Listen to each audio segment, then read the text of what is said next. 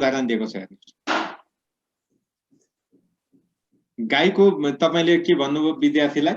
गाईको चित्र बनाऊ त नानी बाबु भन्नुभयो।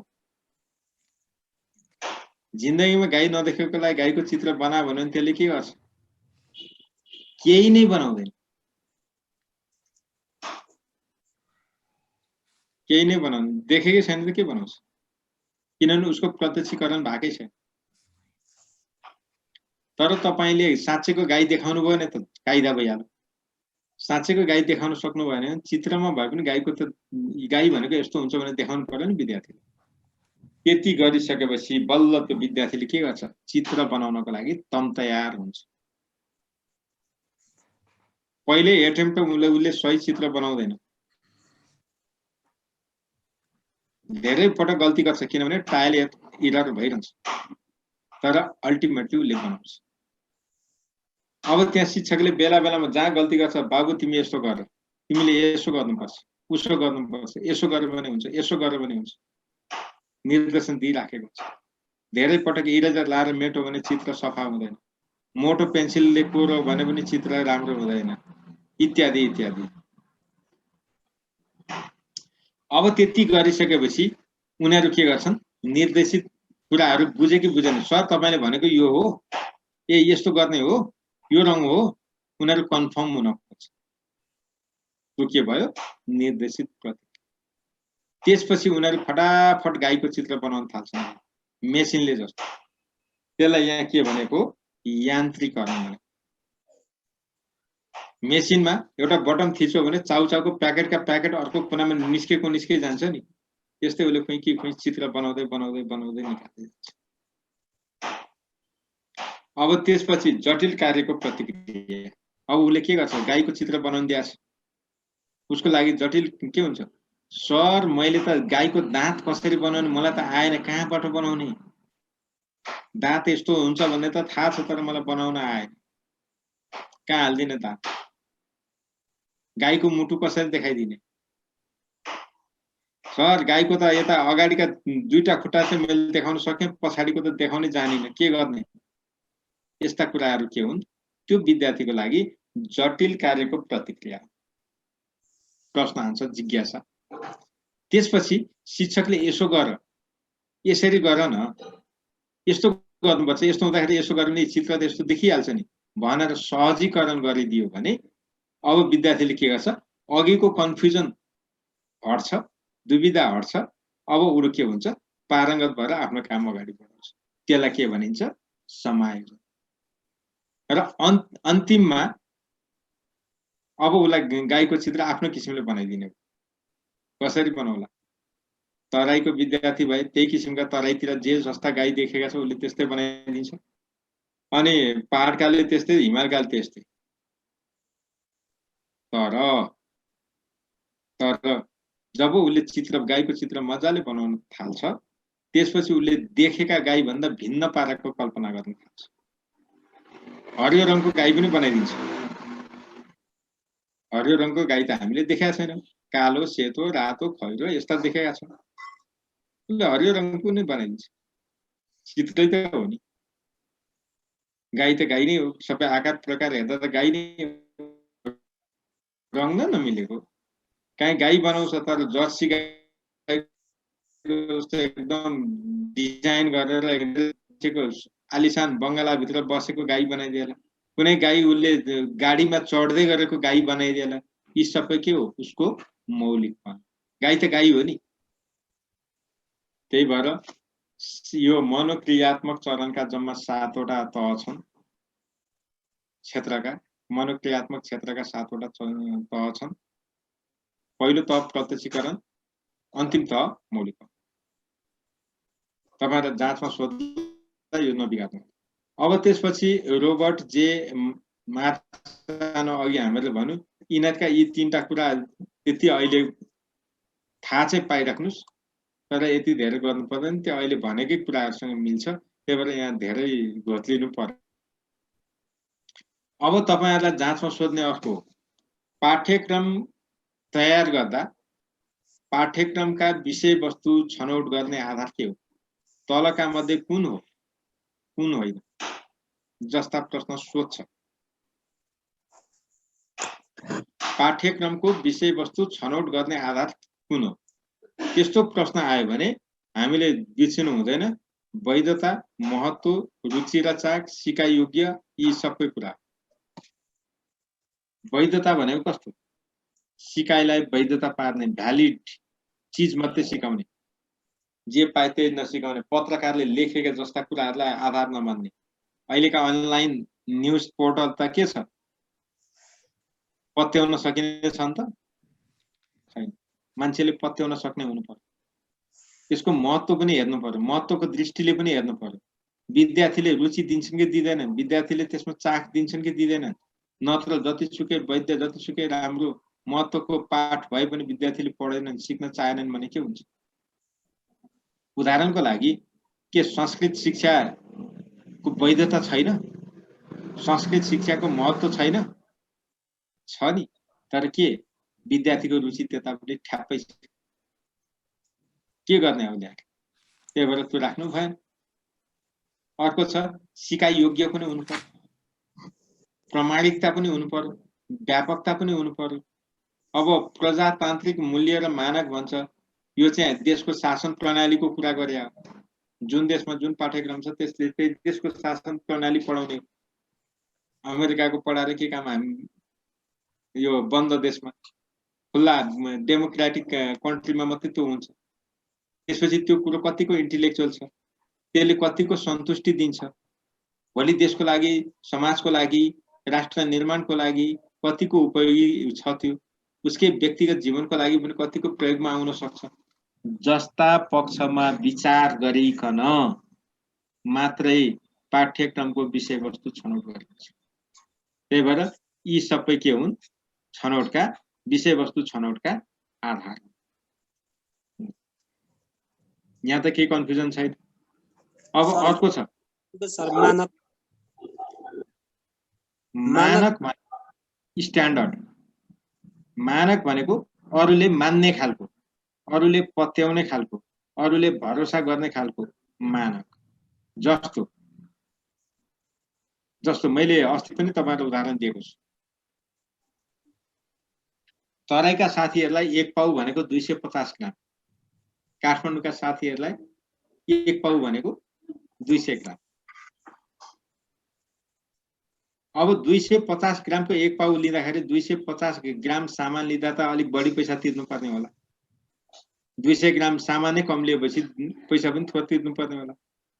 तर यसले काहीँ चिटिङ त गरेको छैन, किनभने 1000 ग्राम के 1 केजी, 500 ग्राम के आधा केजी, यी सबै के हुन्? मानक हुन्। हो कि होइन? तपाईको व्यवहार मात्रै के भएको? फरक हो। व्यवहार मात्रै फरक पर्छ, अरूमा त कहीँ फरकै परेको छैन। त्यही भएर सबैले मान्न सक्या। यदि काठमाडौँमा चाहिँ 200 ग्रामको एक पाउ मानिदिएर पैसा चाहिँ तराईको जस्तो 250 ग्राम के लिइदिएको भएदेखि यहाँ पनि मान्थे त? मान्दैन थिए नि त। जस्तो तपाईले यहाँ के भने एक पाउ भन्ने 100 ग्रामको एक पाउ भनेर 100 ग्रामकै पैसा लिइदियो भने त के विवाद हो? हिजो आज हेर्नुस् त डिजिटल तराजु आइसकेपछि तपाईको जति छ त्यसैको पैसा कन्भर्ट गर्छ, सकियो। कसैले विवाद गरिरहेछ र? न व्यापारीलाई घाटा छ न क्रेतालाई घाटा छ, दुईटै सन्तुष्ट छन्, सबैले मानेका छन्। त्यही भएर मानक भनेको सबैले पत्याएको, मानेको, विवाद नभएको, त्यसलाई मानक भनिन्छ। विवाद हुँदैन है त्यसमा। जस्तो तपाईले कुनै सामान किन्दाखेरि मलाई 50 ग्राम दिनु भन्नुभयो, तौलमा के विवाद छ? तपाईको पैसामा विवाद होला। 50 ग्राम त 50 ग्राम हो नि। नेपालमा जोखे पनि 50 ग्राम, फ्रान्समा लगेर जोखे पनि 50 ग्राम। 200 ग्राम, 300 ग्राम, 500 ग्राम, 450 ग्राम, 800 ग्राम, 1000 ग्राम, 1500 ग्राम, जति भन्नुस् न, त्यो के भयो? एउटा स्ट्यान्डर्ड हो। 1 सेन्टिमिटर, 10 सेन्टिमिटर, 1 इन्च, 1 फिट, यी सबै के हो? मानक, सबैले माने यो कुरो। तर धार्नी, बिसौली, तुला आजको दिनमा मानक बनेन। आजको दिनमा मानक बने, किनभने त्यसमा स्ट्यान्डर्ड मान्नुपर्ने आधार त्यहाँ छैन। कतै चाहिँ हल्लेको। अब तपाईले भनेको मानकको बारेमा मैले बुझ्नुभयो धारणा? हजुर। ल अब पाठ्यक्रमको क्रम हेर्नुस्। पाठ्यक्रम यो छनौटको आधारमा चाहिँ माथिल्लो त र तल्लो त भन्न मिल्यो कि मिलेन? मिल्दैन मिस। हस् त्यसमा मात्रै आधार हो कि होइन त्यति मात्रै हेर्नु, अरु हुँदैन है त्यसमा चाहिँ। अब अर्को हेर्नुस्, पाठ्यक्रमको क्रम। सबभन्दा पहिलो क्रम के रहेछ? पाठ्यक्रम निर्माण गर्दाखेरि सबभन्दा पहिला के काम गरिन्छ? आवश्यकताको पहिचान। दोस्रो काम के गरिन्छ? लक्ष्य तथा उद्देश्यको निर्धारण। 3 मा गएपछि विषयवस्तुको छनौट र संगठन। 4 मा गएपछि सिकाइ अनुभवको छनौट र संगठन। यसरी अन्तिममा पाठ्यक्रम मूल्याङ्कन भनेर राखिन्छ। यही क्रम के हो? पाठ्यक्रमको क्रम हो, पाठ्यक्रम निर्माणको क्रम हो। तपाईहरु झुकिने भनेको यो दुईटा कुरामा झुकिन्छ। तपाईहरु झुकिने ठाउँ भनेको यही हो। पहिला विषयवस्तु आउनुपर्छ, अनि मात्रै तपाईले सिकेका अनुभवको संगठन हो। पहिला विषयवस्तु आउनुपर्छ। यो वैज्ञानिक अनुसार फरक हुन्छ सर। के वैज्ञानिक अनुसार फरक हुन्छ? मैले बुझिन को वैज्ञानिक सर? यो पाठ्यक्रमको कर्म हुन्छ नि सर। अब कुनै वैज्ञानिकले अर्को भन्छन् यसमा 6 वटा छन्, कुनै 5 वटा भन्छन्, कुनै 4 वटा भन्छ। यो कर्म सर। भनेको कुरा सुन्नुस्, तपाईले भनेको कुरा मैले बुझे। तर सबैले गर्ने कुरा यिनै हुन्। यहाँ कतिवटा छन् भन्ने कुरा होइन, यहाँ के गरिन्छ भन्ने कुरा छ। तपाईले 5 वटा भने पनि आवश्यकताको पहिचान भन्नुभयो। अब काहीँ के भन्छ? लक्ष्यको निर्धारण, त्यसपछि उद्देश्यको निर्धारण, अनि विषयवस्तुको छनौट र संगठन, अनि अन्तमा सिकाइको। सुन्नु न, यसरी बढाउँछ। कसैले विषयवस्तुको छनौट, कसैले विषयवस्तुको संगठनलाई दुईटा बुदामा पनि राख्न सक्छ नि। तर यहाँ गर्ने कुरा चाहिँ यही हो। त्यही भएर तात्विक भिन्नता छैन, भाषिक भिन्नता छ। नेपालले गर्ने अभ्यास र अमेरिकाले गर्ने अभ्यास एउटै होइन। पाठ्यक्रम अमेरिकाको भन्दा नेपालको राम्रो छ। कुनै पनि मानेमा अमेरिकाको भन्दा नेपालको पाठ्यक्रम कमजोर छैन। तर पाठ्यक्रमलाई कार्यान्वयन गर्ने तरिका चाहिँ अमेरिकाको भन्दा नेपालको धेरै तल छ, कमजोर छ। उनीहरू क्रियाकलापमा आधारित पाठ्यक्रमलाई फोकस गरिरहेका छन्। क्रियाकलापमा आधारित। हाम्रा पाठ्यक्रम केमा आधारित छ? सिद्धान्तमा आधारित। क्रियाकलाप चाहिँ शून्य, लगभग शून्य प्राय छ। तपाईहरुलाई कक्षामा पढाउँदा शिक्षकले के क्रियाकलाप गराउनु, के अभ्यास गराउनु? जे छ शिक्षकले जे भन्यो त्यही नै हो। गुरु र वाच्य त्यही नै शिक्षा, त्यही शिक्षा छ। आजको दिनमा पनि के गरेछ? किताब आयो, एउटा पाठ्य पुस्तक पनि, ए बाबु तेरो किताब ले, त्यही किताब हेरेको छ, पर बाँचिदिएको छ, पढिदिएको छ, गइदिएको छ। त्यसले दिएको अर्थ सही छ कि गलत छ कसले जाँचिदिएको छ? जे भने नि त भयो नि। विद्यार्थी त विद्यार्थी बबुरा भइहाल्यो। तर क्रियाकलाप केन्द्रित पाठ्यक्रम भइदिया भए, क्रियाकलापमा आधारित शिक्षण भइदिया भए, पाठ्यक्रमको कार्यान्वयन गर्दा क्रियाकलापमा आधारित भइदिया भए शिक्षकले जे पाए त्यही गर्न पाउँथ्यो? पाउँदैन थियो नि। जस्तो तोरीको बोटको जीवन चक्र उसले पढाउनु परेछ भने गुलाबको फूलको जीवन चक्र पढायो भने त अभिभावकले सहमत छन्। त्यो क्रियाकलापबाट त देखिजान्छ। अब उसले पढाउँछ के? रामका पिता को थिए भन्यो भने उसले 8 रथ थिए भन्यो भने सही, 10 रथ भन्ने भन्नुपर्छ भन्दै नि भयो। तर त्यसको जाँच उसले भनेको ठिक छ कि गलत छ कसले कहाँबाट छुट्याउने ठाउँै त छैन। त्यही यहाँनिर तपाईहरु नझुकिनुस्। पाठ्यक्रमको क्रम विद्वान पछि आफ्नो आफ्नो क्रम हुन्छ, तर विश्वभर प्रचलनमा आएको क्रम यही नै हो। तपाईहरुले जाँचमा यही कुरालाई ख्याल गर्नु पर्यो। हामी हिल्डा टावालाई धेरै फलो गरेका छौं। हामी नेपालको प्राक्टिससँग जोडेर हेर्छौं। त्यही भएर यो कुरा चाहिँ तपाईले याद गर्नुहोस् भने यहाँनिर धेरै विचार विद्वानका मन्थनतिर नअल्मलिनुस्। तपाई हराउनु छ, जाँचमा पनि हराउनु छ। हामीलाई नम्बर चाहिएको छ है। अब त्यसपछि पाठ्यक्रमको महत्त्व। यो महत्त्वबाट चाहिँ तपाईहरुलाई जाँचमा प्राय सोध्दैन, किनभने जे भने पनि महत्त्व त हो नि त पाठ्यक्रम, जे पनि मिल्छ। तपाईले राति बाँसघारीमा एउटा ढुङ्गा हान्नु भने त्यहाँ अनगिन्ती चरा बसेका छन् भने एउटा न एउटाले त लाग्छ नि। यो पाठ्यक्रमको महत्त्व पनि त्यहाँ जेसुकै अप्सन दिए पनि मिल्छ के। यसको लागि हजुर यो अब पाठ्यक्रमको यो महत्त्व भयो, गणित पाठ्यक्रमको महत्त्व जो सोधियो भने सर विषयगत त्यो मिल्छ करिकुलम सर, त्यो यसमा लेख्न मिल्छ कि मिल्दैन सर यो बुझ्दा? केमा जस्तै गणित पाठ्यक्रमको महत्त्वहरु के छ त्यो थ्योरिकलमा छ सर एउटा। ल ठीक छ, त्यो यसमा बुझ्दा लेख्यो भने मिल्छ कि? तपाईले भनेको कुरो सही, तर तपाईले पाठ्यक्रम के रे गणित विषयको महत्त्व के हो लेख्नुस् भनेर त सोध्ने होइन नि त। चिनो लाउने क्वेशन आउने हो नि त तपाईलाई। यहाँ त अब्जेक्टिभ क्वेशन आउँछ नि त। अब त्यस्तो आयो भने ल ठिकै छ, तपाईले भनेको कुरा मैले माने। अब यहाँ के गर्ने, गणित पाठ्यक्रमको लागि स्रोत र साधनको सुनिश्चितता जुनसुकै पाठ्यक्रममा चाहियो। गणित सिकाइ उपलब्धिको पूर्व आकलन जुनसुकै विषयमा चाहियो। यो भनेको हेर्नुस् है, सिकाइको रुचि स्तर क्षमता सबै विषयमा चाहियो। यी शिक्षाका राष्ट्रिय उद्देश्य भने के गणितको पनि त राष्ट्रिय उद्देश्य होला नि त, चाहियो। यहाँ भएको कुन चाहिँ कुरा मिल्दैन होला विषयमा हेर्नुस् न। जुनसुकै विषय हेर्नुस्, संस्कृतिहरु पनि मिल्छ के। गणित त नमिल्ने कुरा भने झन् विश्वभर जताततै पढाइ हुने व्यक्ति। अनि के गाह्रो भयो यो त तपाईले घोक्नु पर्दैन साथी, सामान्य एकचोटी पढ्नुस् बुझ्छ। यस्ता यस्ता यस्ता टपिकमा धेरै समय खेर नफाल्नुस्। तपाईले फाल्नुपर्ने यो हो, यो घोक्नु पर्यो। यो घोक्नु पर्दैन, एकचोटी पढे पुग्छ। त्यसपछि यहाँ अगाडि भनेका यी तीनटा कुराको यो चाहिँ तपाईले घोक्ने यो क्रम घोक्ने सबैको पर्दैन नि त, एकचोटी पढ्दा भइहाल्यो नि। अब त्यसपछि पाठ्यक्रम निर्माणका नमुना र चरण छ। तपाईलाई जाँचमा सोध्ने अर्को एरिया यो कुरो चाहिँ एकदमै याद गर्नुस् है। अब यो चाहिँ टाइलर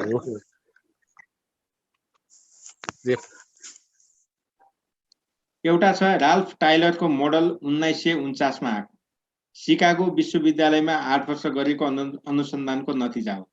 यसलाई बृहत नमुना पनि भनिन्छ, तार्किक र प्रणालीगत प्रक्रिया हो। अब पाठ्यक्रम निर्माणका चरण तपाईलाई जाँचमा सोध्छ। अघि संज्ञानात्मक, भावात्मक, मनोक्रियात्मक का चरण पढ्यौं। अब पाठ्यक्रम निर्माणका चरण सोध्छ। अब तपाईलाई सोध्छ टाइलरका अनुसार, सुन्नुस् है, टाइलरका अनुसार पाठ्यक्रम निर्माणका चरण कुन हो? टाइलरका अनुसार पाठ्यक्रम निर्माणको चरणमा कुन पर्दैन? टाइलरका अनुसार पाठ्यक्रम निर्माणको क्रम कुन हो? टाइलरका अनुसार पाठ्यक्रम निर्माण गर्दा पहिलो चरणमा के काम गरिन्छ? टाइलरका अनुसार पाठ्यक्रम निर्माण गर्दा अन्त्यमा के गरिन्छ? तपाईलाई जाँचमा सोध्ने प्रश्न यी नै हुन्। यहाँ धेरै माथापछि गर्नु पर्दैन। यो चारवटा कुरालाई क्रममा राखिदिनु भयो, यो टाइलरको हो भन्ने कुरा थाहा पाउनु भयो नि भयो। बुझ्नुभयो नि? अर्को छ हिल्डा टाबा। हिल्डा टाबाको लागि ग्रास रुट मोडल पनि भनिन्छ, इन्भर्टेड मोडल पनि भनिन्छ। अब याद गर्नुस् है, यो भनेको के हो? विज्ञहरूले बनाउँदा रहेछन् राल्फ टाइलरको मोडलमा। अब हिल्डा टाबाले के भन्छ? पाठ्यक्रम शिक्षकले बनाउने भन्छ। शिक्षककै सहभागितामा बन्नुपर्छ, यहाँ भनेको छ। अब यो गर्दाखेरि हेर्नुस्, पाठ्यक्रम निर्माणका चरण यिनले 7 वटा भनेको छ। तपाईलाई जाँचो सोध्छ टाबाका अनुसार पाठ्यक्रम निर्माणका चरण कतिवटा छ? टाबाका अनुसार पाठ्यक्रम निर्माणको पहिलो चरण कुन हो? टाबाका अनुसार पाठ्यक्रम निर्माणको दोस्रो चरण कुन हो? टाबाका अनुसार पाठ्यक्रम निर्माणको अन्तिम चरण कुन हो? अनि क्रम यो पनि घोक्नै पर्यो, तपाईसँग विकल्प छैन। घोक्नुस्, अरु यहाँ बुझिरहनु पर्दैन। तपाईहरु हेर्नुस्, आवश्यकताको पहिचान, उद्देश्य यो यो यो यो भनेको छ। अब तपाईलाई घोक्ने तरिका म एउटा बताउँछु, झुकिन्छ नि त। अब यसलाई तपाई फर्मुलामा डाल्नुस्। माथिल्लोलाई परेन, माथिको सजिलो छ, टाबाकोबाट धेरै सोधिराखेको हुन्छ। अब यो सोधो भने के भयो? हेर्नुस् है, यो अगाडिको यो आ लाई लिनुस्, यहाँ उ बनाउनुस्, आउ बीबी सीसी मु आउ बीबी सीसी मु तपाईको फर्मुला अरु पनि लाउन सक्नुहुन्छ तपाईको कुरा है मैले त जस्ट एउटा उदाहरण दिएको तपाईले क्रमसँग घोक्नुस् भनेको मिठा शब्द बनाएर फर्मुला बनाउनुस् भनेको होइन किनभने क्रम सोध्यो भने हामी लड्यौं पहिलो क्रम के हो आवश्यकताको पहिचान तेस्रोमा के छ विषयवस्तुको छनौट पाँचौंमा के छ सिकाइ अनुभवको छनौट यहाँनेरिबाट सोध्दाखेरि तपाईलाई अलिकति गाह्रो हुने खालका क्वेशनहरु सोध्न सक्छ त्यही भएर भने अरु यहाँ बुझ्नु पर्ने केही पनि छैन अब यहाँ पनि हामीले के भनेछौं एकैचोटी टाइलरले यहाँनेरि आवश्यकताको पहिचान भनेको छैन एकैचोटी उद्देश्यको छनौट भनेको छ यहाँ उद्देश्यको निर्माण भनेको उद्देश्य त उद्देश्य हो के फरक परेन आवश्यकताको पहिचान छैन अब तुलना गर्नु सिकाइ अनुभवको भनेको छ यहाँनेरि आउँदा सिकाइ अनुभवको छनौट त आउँदाखेरि कहाँ पुग्दो रहेछ पाँचौंमा पुग्दो रहेछ कुरा त तिनै छन् काम तिनै गरिरहेका छन् तर फरक फरक व्याख्या छ अर्को छ व्हीलरको मोडल है व्हीलरको मोडल व्हीलर भनेको चक्का जस्तो गुड्ने मोडल कहिले नटुङ्गिने चक्का त गुडिरहन्छ नि पाठ्यक्रम अन्त्य हुँदैन एउटा हुन्छ परिमार्जन हुन्छ नयाँ आउला के होला त्यो थपिँदै जान्छ त्यही भएर व्हीलर मोडल 1976 अर्को यसलाई चक्रीय प्रक्रिया भनिन्छ व्हीलरको मोडलमा जम्मा 5 वटा चरण छ पाठ्यक्रम निर्माण त जाँचमा सोध्ने यही हो व्हीलरका अनुसार पाठ्यक्रम निर्माणका चरण कतिवटा छ पहिलो चरण के हो अन्तिम चरण के हो तपाई अनि पाठ्यक्रम निर्माणका चरणका क्रम तलका मध्ये कुन चाहिँ सही छ जाँचमा तपाईलाई सोध्ने यिनै अब हेर्नुस् है लक्ष्य ध्येय र उद्देश्यको छनौट सिकाइ अनुभवहरुको छनौट विषयवस्तुको छनौट सिकाइ अनुभव र विषयवस्तुहरुको संगठन एवं एकीकरण र मूल्याङ्कन अघि नै भनेका कुरालाई यहाँ तीन चार तिरबाट प्रस्तुत गरिरहेको छु त्यति त हो त्यही भएर यो पनि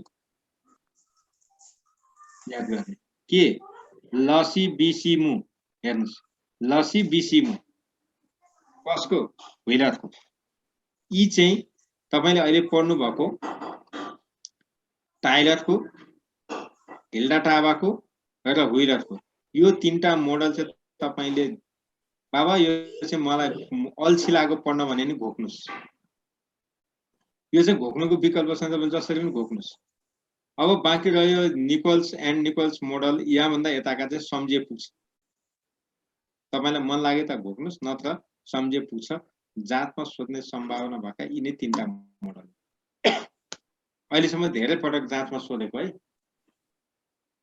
त्यो भएर याद गर्नुस् अब यिनीहरूले 1980 को दशकमा विश्वभर लोकप्रिय भयो र यो चाहिँ के हो भने कक्षा कोठाको शिक्षणमा जोड दिन्छ र चक्रीय नमुना हो यसमा पनि 5 वटा चरण छ यसले के भन्छ यसले याद गर्नुपर्छ हामीले हजुर यो त याद गर्नुपर्छ जस्तो कुन कहिले आयो त निकोल्स एन्ड निकोल्सको मोडल कहिले आयो भन्दाखेरि 1980 को दशक आको त कहिले 1978 मा आको हो नि हजुर सर सुन्नुस् न मैले तपाईहरु त भनेको तपाईहरुले कतिको बुझ्नुहुन्छ यहाँनेरि डेट दिएकै छु त निकोल्स एन्ड निकोल्सको पाठ्यक्रम निर्माणको मोडल कहिले डेभलप गरे 1978 1978 भनेको 80 को दशक पनि भनिन्छ कहिलेकाहीँ जाँचमा यो दुईटै ठीक हो नि त एक्ज्याक्ट डेट यो दिएको छ भने त यसमा चिन्ह लाउनु पर्दैन सबैमा डेट छ त हेर्नुस् त 1967 यहाँ 1967 लाई के भनिन्छ 70 को दशक भनिन्छ अनि यो चाहिँ 1962 भन्छ यसलाई 60 को दशक भनियो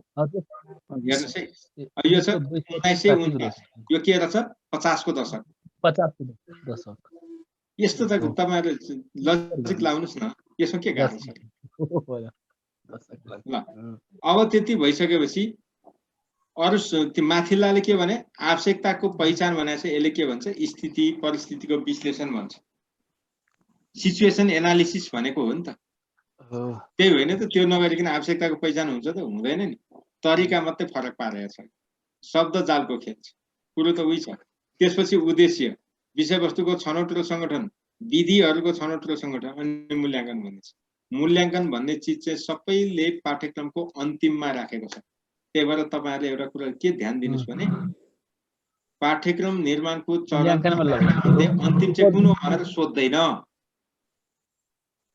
जाँचमा सोध्दैन अन्तिम सोध्दैन तपाईलाई सोध्ने पहिलो नै सोध्छ किनभने पहिलोमै फरक छ त्यो कुरो याद गर्नुस् फरक क्या फरक छ अब डेकर वाल्कटको मोडल 70 मा आयो यसलाई गतिशील प्रक्रिया भनिन्छ यसका तीनवटा मात्रै छ आधारभूत चरण छलफल चरण अनि ढाँचाबद्ध चरण त्यही भएर यी त्यति महत्त्वका चाहिँ होइनन् एकचोटि चाहिँ थाहा मैले कहिले सुनेको थिइनँ भन्ने चाहिँ पार्नु हुँदैन कहिलेकाहीँ रिस्क बियरिङ गर्नुपर्छ कि रिस्क टेकिङ हो कि पढ्न चाहिँ तपाईँले सबै पढ्ने हो तर मैले के भने अब यो सबै भोगेर पार लाग्छ त लाग्दैन नि क्षमता छ तपाईँको 10 केजीको वेट बोक्ने छ 20 केजीको भारी बोकाएछ तपाईँ त्यो भारीले खिचेर मर्नु न त्यो त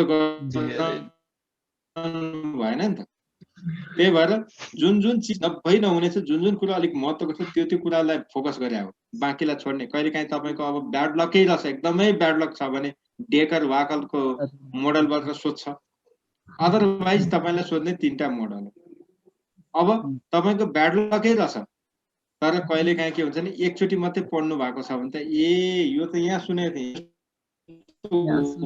भनेर तपाईँले चिन्ह लाउनुहुन्छ तपाईँलाई त्यति बेला के भन्छ ब्याड लकलाई गुड लकमा बदलिदिन्छ यो गतिशील प्रक्रिया हो जाँच भनेको थोरै चाहिँ भाग्यले हजुर यो गतिशील प्रक्रिया पनि भनिन्छ यसलाई यो डेकर वाल्कटकोलाई गतिशील प्रक्रिया पनि भनिन्छ किनभने पहिलो भनेको प्लेटफर्म फेज यसले चाहिँ विश्वास सिद्धान्त धारणा रुचि दृष्टिकोण लक्ष्य एवं उद्देश्य राख्छ दोस्रोमा छलफल गर्छ त्यसपछि यसलाई डिजाइनिङ फेज गर्छ अनि के राख्ने कसो गर्ने भनेर राख्छ त्यही भएर भनेको अब अर्को छ स्किल बेकको मोडल 1967 यसलाई पनि गतिशील प्रक्रिया भनिन्छ माल्कम स्किल बेकले विकास गरेको पाठ्यक्रम निर्माणको यिनका अनुसार 5 वटा चरण छ यसले अवस्थाको विश्लेषण भनौँ यसले हेर्नुस् यसले चाहिँ आधारभूत चरण मात्रै भनौँ अब यसले आउँदा परिस्थितिको भनेर भन्यो यसमा हामी झुकिनु भएन कमन पनि छन् अड पनि छन् अब त्यसपछि यसभित्र अवस्थाको विश्लेषण गरिसकेपछि लक्ष्य निर्धारण कार्यक्रम निर्माण त्यसपछि व्याख्या र कार्यान्वयन अनुगमन पृष्ठपोषण लेखाजोखा र पुनर्निर्माण पृष्ठपोषण यसले मात्रै भनेको छ अरू कसैले भनेको छ छैन नि अरूले मूल्याङ्कनको कुरा गरेछ मूल्याङ्कन अनुगमन लेखाजोखा पुनर्निर्माण पर्छ तर पृष्ठपोषण छुट्टै हो यो स्किल बेकको मोडल 1967 यो पनि 70 को दशकमा आयो यसले गरेछ तपाईहरुले यो पाठ्यक्रम निर्माणका नमुना र चरण चाहिँ विशेष हेर्नुस् है जाँचमा सोध्छ मैले तपाईहरुलाई अनुरोध गरे भने विशेष हेर्नुस् माथिका कुरा बिर्सिनु भयो भने यो चाहिँ नबिर्सिनुस् यता यहाँसम्म तपाईहरुलाई के कन्फ्युजन छ साथी हो छैन सर छैन अब भोलि चाहिँ हामी नेपालमा विद्यालय शिक्षाको पाठ्यक्रम पढ्छौं अहिलेसम्म हामी थ्योरिटिकल पार्टमा छौं वर्ल्ड वाइज अब हाम्रो कन्टेक्स्टमा छौं भोलिदेखि अर्को उसमा प्रवेश गर्छौं त्यही भएर यतापटि जान्छौं है साथी हो हस् सर ल तपाईहरुलाई गुड नाइट धन्यवाद सर नमस्कार bye bye sir good night नमस्कार सर गुड नाइट भोलि क्लास होला कि नहोला सरहरु भोलि ए सरलाई नै सोध्न पाए भए हुन्थ्यो नि त्यही त सरलाई सोध्नु सर हिँडिसक्नु भयो के अरे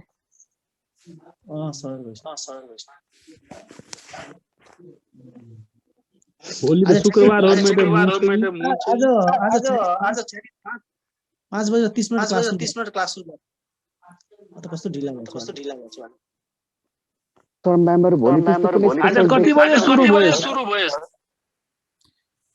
45 50 तिर क्लास नहुने भए त हाल्दिहाल्नुहुन्छ त सरले शनिबार मात्रै होला क्लास हुन्छ र शनिबार क्लास हुने गरेको छ भएको छैन परीक्षा हुन्छ छन् त लोसारको बिदा छन् त्यही भोलि क्लास हुन्छ हुँदैन सुत्नमा हुन्छ हजुर भोलि के छ भन्नु अब भोलि त फ्राइडे हो है क्लास हुन्छ होला सर हाम्रो सार्वजनिक बिदा छ भोलि सार्वजनिक बिदा दिएको छ हो सर यसले घरै बसेर पढाउने हो हुनुपर्ने हो क्लास त त्यो पनि कुरा सही छ नेमबाट हो कि घरबाट पो सरले पढाउनु भएको हजुर घरबाट सरले त घरबाट घरबाटै हो नि ए घर त्यसो भए त पढाउनुहुन्छ होला अनि सरहरू एउटा कुरा मैले भनिदिनु न मैले ढिलाएको कारणले यो मुख्य पाठ्यक्रम हिजो भयो है त्यसपछि दुईटा कतिवटा भयो मुख्य पाठ्यक्रम पछि कुन चाहिँ छ एकछिन भन्न मिल्छ सरहरूले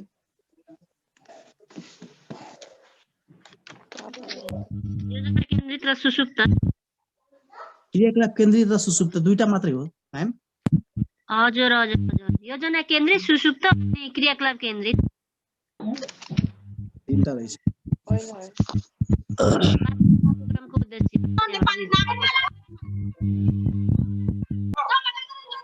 म्याम स्क्रिनशट लिनु भएको छ यसको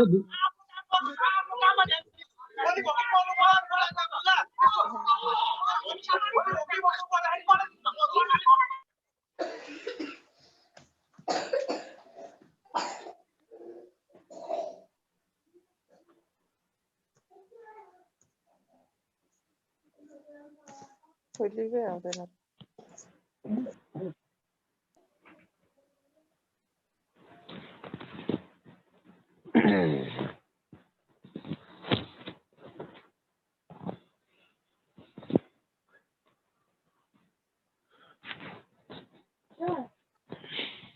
त आफ्नो ए कसको आइडीबाट अहिले मान्छे